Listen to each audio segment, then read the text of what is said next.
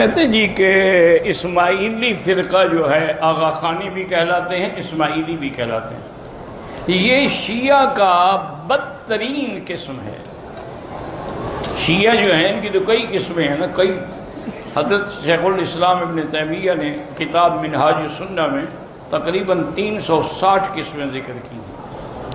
لیکن یہ آغا خانی جو ہے نا یہ تو سب سے بدتر فرقہ ہے۔ شیعہ ہے لیکن بدتر کہ انہوں نے اللہ کے فرائض کا بھی انکار کر دیا، اور یہ آغا خان کو نعوذ باللہ خدا کا درجہ دیتے ہیں، تو ان سے تعلق رکھنا ناجائز ہے۔ کیا دلچسپی کہ وہ آغا خانیوں کے لیے تڑپ رہا ہے اور ان کے لیے تڑپ رہا ہے، آپس میں بھی، اور دوسرے لوگ ظلم کرتے ہیں، شیعہ کو مارتے ہیں، وہ ہمیں مارتے ہیں۔ کس امریکہ کو فکر؟ وہ کہتے ہیں نہیں مسلم، ان کی بات نہیں۔ یہ دونوں زندیق اور کافر گروہ ان کا نہ آغا خانیوں کا اسلام سے کوئی تعلق ہے، نہ نماز، نہ روزہ، نہ حج، نہ زکوٰۃ، کچھ نہیں، باطنی تفسیر ہے۔ آپ پڑھیں گے کسی آدمی نے اللہ کہتا زنا کیا، وہ کہتے ہیں زنا کیا؟ یہ مرد اور اس کے پھر کو کہتے زنا تو یہی ہے کہ جو راز کی بات امام نے بتائی تھی آغا خان نے، وہ تم نے جماعت کے باہر کے آدمی کو بتا دی زنا۔ تشریح سنیں، باطنیت، اور پھر غسل کیا کہ دوبارہ جا کر بیعت کرو آغا خان کے ہاتھ پر، توبہ کرو۔ اور طواف بھی یہی ہے کہ ساری زندگی آغا خان کے گرد گھومو، جو وہ حکم دے وہ مانے، سارا دین اپنی مرضی کا بنا۔ اس لیے ان کی ریاست بنانا چاہتے ہیں شمالی علاقوں میں امریکی، اور ان قادیانی کے وہاں ایک گریٹر کشمیر بند ہے تو ہم وہاں بیٹھ جائیں، ایران، پاکستان، انڈیا، چین، ساری دنیا کو تنگ کریں، اسرائیل کی طرح کریں۔ اس لیے ان کے لیے تڑپ رہے ہیں بش وغیرہ کہ کیوں ظلم کرتے ہو، یہ دینی گروہ، کوئی دین سے دلچسپی نہیں، یہ نامراد ان کے ایجنٹ ہیں، اس لیے ان کے لیے چاہتے ہیں۔ جی اسماعیلی فرقے سے نکاح جائز نہیں ہے، کیونکہ ان کے عقائد بالکل اسلام کے متصادم ہیں۔ اسلام کے جو بنیادی عقائد ہیں، جو ایمان مفصل اور ایمان مجمل میں ہے، آمنت باللہ وملائکتہ وکتبہ ورسلہ والیوم الآخر والقدر خیرہ وشرہ من اللہ تعالی والبعث بعد الموت، یہ تو بہت ہی بیسک ہیں۔ اس کے علاوہ بھی قرآن و سنت نے بہت سے عقائد کو بیان کیا۔ ان کے امام بہت بڑی چیز ہوتا ہے، پیغمبروں جیسے ان کو یعنی مقام ہوتا ہے۔ نماز نہیں پڑھتے 5 ٹائم کی، اور بہت ساری عقائد ان کے ایسے ہیں جو یہاں کراچی میں جو جن اسماعیلیوں کو ہم دیکھ رہے ہیں، تو یہ غیر مسلم ہیں۔ لہذا جب غیر مسلم ہیں تو ان سے نکاح بھی جائز نہیں ہے۔ قرآن نے اہل کتاب کی عورتوں سے نکاح کو حلال قرار دیا، اور اہل کتاب میں بالاجماع یہود و نصارہ ہیں، تو اس لیے ان سے نکاح نہ کریں۔ جب نکاح نہیں ہوگا تو اولاد کا بھی آپ خود ہی سوچ لیں۔ البتہ کسی نے جہالت میں نکاح کر لیا، اسے علم نہیں تھا، مسلمان سمجھ کے نکاح کیا، پھر جو اولاد ہوگی تو وہ ثابت النسب ہوگی، اور اگر پہلے سے پتہ ہو تو پھر جو ہے اس میں بہت احتیاط کی ضرورت ہے، اور جب پتہ چل جائے تو فوراً علیحدگی لازم ہے، یا تو دونوں اسلام قبول کر لیں ورنہ ان کے درمیان علیحدگی لازم ہے۔ میرے محترم، جو ہمارے 12 اماموں میں سے ایک کو بھی نہیں مانتے یا ایک کو ادھورا مانتے ہیں، مولا علی کو چوتھا مانتے ہیں، تو کیا مانتے ہیں؟ ہم ان کو مسلمان سمجھتے ہیں۔ لیکن یہ آغا خانی ہے، معذرت کے ساتھ میں کافر بنانے کا عادی نہیں ہوں، لیکن حقیقت جو ہے اس حقیقت ہے۔ بہرحال وہ اس لیے کافر نہیں کہ وہ ہمارے 11 اماموں کو نہیں مانتے، ایک امام جعفر زادہ کو مانتے ہیں یا 6 کو مانتے ہیں، باقی 6 کو نہیں مانتے ہیں، بلکہ اس بنا پر ہیں کہ وہ پورے ضروریات اسلام کے منکر ہیں۔ نہ نماز کو واجب جانتے ہیں، نہ روزے کو واجب جانتے ہیں، نہ حج کو واجب جانتے ہیں، نہ زکوٰۃ کو واجب جانتے ہیں۔ یہی وجہ ہے کہ وہ ضروریات دین کے منکر ہیں۔ نماز نہ پڑھنا جرم ہے، لیکن بندہ کافر نہیں ہوتا جب تک وجوب کا انکار نہ کرے۔ روزہ نہ رکھنا گناہ ہے، لیکن بندہ کافر نہیں ہوتا 60 سال روزہ نہ رکھے، لیکن جب کہہ دے روزہ واجب ہی نہیں فوراً کافر ہو جاتا ہے۔ حج جو ہے نہ کرے آدمی واجب ہو، وہ کافر نہیں، وہ گناہگار ہے، لیکن جس دن کہے حج کیا ہے، یہ کالے پتھروں کی زیارت کیا ہے، تم نے جانا ہے تو فرانس جاؤ، امریکہ جاؤ، تو انگلینڈ جاؤ، یہ کیا کرنے جاتے ہو، پھر آدمی کافر ہو جاتا ہے۔ تو بدقسمتی یہ ہے کہ یہ آغا خانی جو ہیں، یہ نماز، روزے، حج، زکوٰۃ ہمارے سرگودے میں بھی ہیں، کراچی میں بھی ہیں، فیصل آباد میں بھی ہیں، لاہور میں بھی ہیں، کہ ڈھکی چھپی بات نہیں۔ آپ ان کو جا کر دیکھ لیں، ان کا کوئی عبادت خانہ نہیں، ان کے جماعت خانے ہیں، نہ کوئی مسجد، نہ کوئی نماز، نہ کوئی روزہ، نہ کوئی حج، نہ زکوٰۃ۔ اس لیے ان کو مسلمان نہیں کہا جا سکتا کہ وہ پورے ملک کے واجبات اور پورے ضروریات دین اسلام کے منکر ہیں۔ یہ پوچھتی ہیں کیا آغا خان کو قادیانی کہتے ہیں؟ کیا ان سے دوستی رکھ سکتے ہیں اور کیا وہ مسلمان ہیں یا نہیں؟ یہ دونوں الگ الگ فرقے ہیں، آغا خانی اور قادیانی، لیکن دونوں غیر مسلم ہیں، تو کسی بھی غیر مسلم سے تعلقات رکھنا اس کا ایک لگا بندہ ضابطہ ہے کہ وہ آدمی جو زیادہ پڑھا لکھا نہیں ہے اور جس کے بارے میں خدشہ ہے کہ یہ اگر تعلقات دوستی کے حد تک رکھے گا تو رفتہ رفتہ یہ اپنے عقائد سے اور دین سے محروم ہو جائے گا اور ارتداد کی طرف جائے گا، جس کے بارے میں یہ خدشہ ہو یا خود اپنے بارے میں اس کا یہ خدشہ ہو کہ میں اتنا مضبوط نہیں ہوں کہ کوئی مجھے متاثر نہ کر سکے، تو ایسے شخص کو چاہیے کہ گہری دوستیاں غیر مسلموں کے ساتھ نہ لگائے، کیونکہ وہ ایمان سے محروم ہونے کا ذریعہ بھی بن سکتی ہے۔ اب چھوڑیں، سونے کا بھی اگر ہے اور یزید کے نام پر ہے تو میرے لیے قابل قبول نہیں ہے۔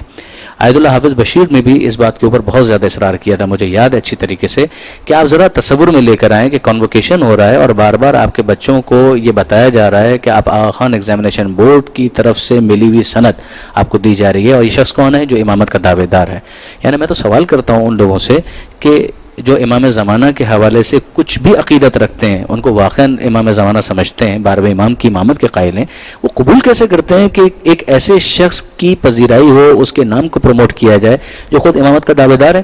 حافظ صاحب نے اس بات کے اوپر کہا کہ آپ لوگ سوچے تو صحیح کہ کنووکیشن میں جب بار بار آپ کے ٹین ایجر بچے ہیں، ان کے سامنے آغا خان آغا خان آغا خان تذکرہ کیے جا رہے ہیں، تو پھر ان کے ذہنوں کے اندر اگر کوئی خیال اس کے حوالے سے پازیٹیو ڈیولپ ہوتا ہے کہ ہاں یار دیکھو یار یہ ہوتا ہے، تو میرے لیے بہت کلیئر ہے کہ اگر یہ پورا سونے کا ہو، جبکہ اس کے دوسرے فلاس تو اپنی جگہ پر ہیں، دوسرے سارے ایشوز تو اپنی جگہ پر ہیں، مگر جب یہ آدمی امامت کا دعوے دار ہے، 1 نمبر 2 یہ اپنی امامت کے عنوان کے ماتحت جو اس کی ہیرارکی، ہم نے اپنی کتاب میں بھی اس کو مینشن کیا، ویب سائٹ پر آپ خود جائیے AKU کی اور جا کر چیک کیجئے، وہاں پر جب وہ خود کہہ رہا ہے کہ ایوری تھنگ انڈر مائی امامت، اس کے بعد پھر ہم اس ادارے سے ایفیلیٹ ہوں کہ جو اس کی امامت کے انڈر میں چل رہا ہے، واٹ ڈز دس مین؟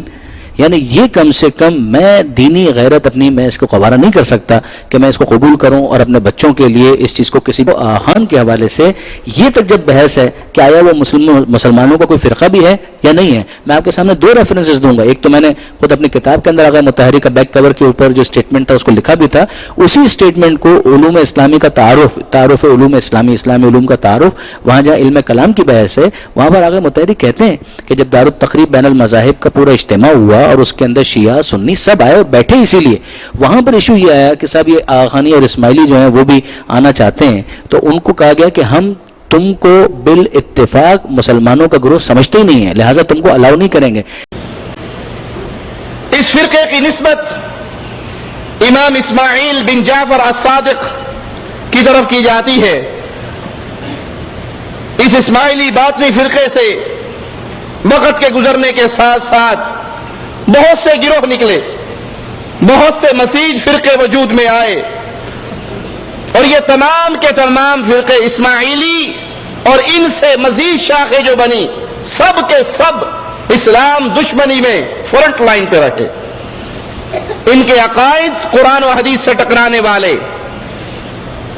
ان کی اعمال، یہ پہلا امام فرقہ آغا خانیہ کا جو آج انڈیا پاکستان کے اندر بے بہا پھیلا ہوا ہے، اور آج بھی وہ انگریزوں کی دولت پہ ہی پل رہا ہے، انگریزوں کے مال پہ ہی پھیل رہا ہے، انگریزوں کے اشارے پر ہی ناچ رہا ہے۔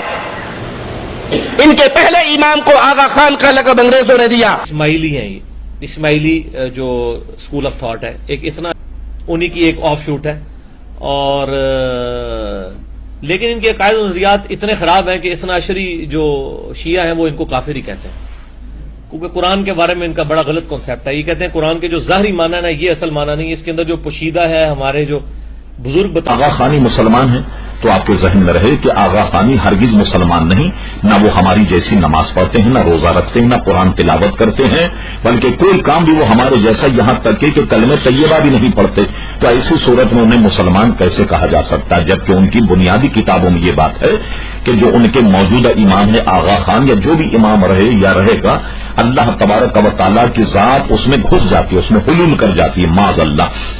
اللہ تبارک و تعالیٰ کے متعلق یہ عقیدہ رکھنا کہ کسی انسان کے بدن میں گھس جائے یہ صریحاً کفر ہے. اور ویسے بھی آپ دیکھیے کہ وضع قطع ہر اعتبار سے کوئی کام بھی ہو مسلمانوں کا سب کرتے ہی نہیں تو انہیں مسلمان کیسے کہا جائے.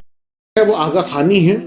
ان کی میں آپ کو جو بتا دوں ایک سیکرٹ چیز, ان کا کوئی ریٹن لٹریچر نہیں ملے گا کبھی بھی نہیں. یہ ڈائریکٹو آرڈرز لیتے ہیں, ایگزیکٹو آرڈرز لیتے ہیں. کس سے؟